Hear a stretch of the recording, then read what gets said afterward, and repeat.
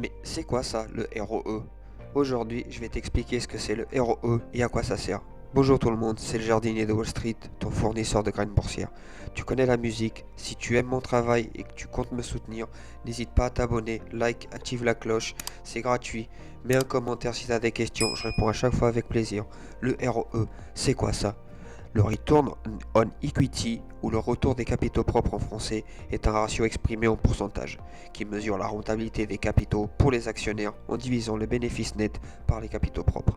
Le bénéfice net est disponible dans le compte de résultat, je t'envoie vers ma vidéo explicative, et les fonds propres, c'est-à-dire l'argent apporté par les actionnaires avec l'achat d'actions, plus les bénéfices non distribués, qui peuvent aussi servir à payer les dividendes en cas de coup dur. Ils sont disponibles aussi dans le bilan comptable. La formule pour calculer le ROE est assez simple puisque tu fais bénéfice net divisé par les capitaux propres multiplié par 100. Concrètement, si une entreprise a un bénéfice net de 1000 euros et que ses fonds propres s'élèvent à 10 000 euros, alors le ROE serait de 10%. Le ROE est très utile pour mesurer la rentabilité des capitaux apportés par les actionnaires, puisque comme dans mon exemple plus haut, 10% de rendement, cela veut dire que chaque euro apporté par les actionnaires rapporte 10 centimes d'euros. Plus ce ratio est haut, mieux c'est, et le ROE facilite la comparaison entre les entreprises du même secteur. On considère un bon ROE au-dessus de 10%. Un avantage aussi qu'il possède, si une société a un ROE élevé par rapport à ses concurrences, il est probable qu'elle dispose d'un avantage compétitif et que l'équipe dirigeante soit compétente dans leurs décisions. Mais attention, il y a quelques pièges à éviter. Aucun ratio n'est parfait et le ROE a aussi des inconvénients, comme tous les autres. Le ROE peut être manipulé au niveau comptable.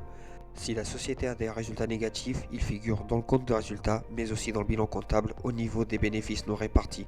Si le ROE est haut et que les bénéfices non répartis sont négatifs, c'est pas bon signe du tout. Il peut être aussi influencé par le levier de la dette. Donc si une société émet beaucoup de dettes, elle peut influencer son ROE et elle peut aussi varier énormément d'une année sur l'autre en fonction des variations des bénéfices et des capitaux propres.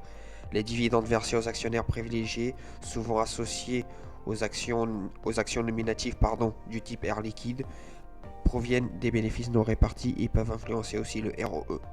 En conclusion, je me sers du ROE pour faire des analyses d'actions en combinaison avec le ROAC et le ROA. Je t'expliquerai dans une autre vidéo ce que c'est. La combinaison de ces trois ratios me permet de couvrir l'ensemble des états financiers pour limiter le risque, mais les ratios seuls ne suffisent absolument pas, bien évidemment.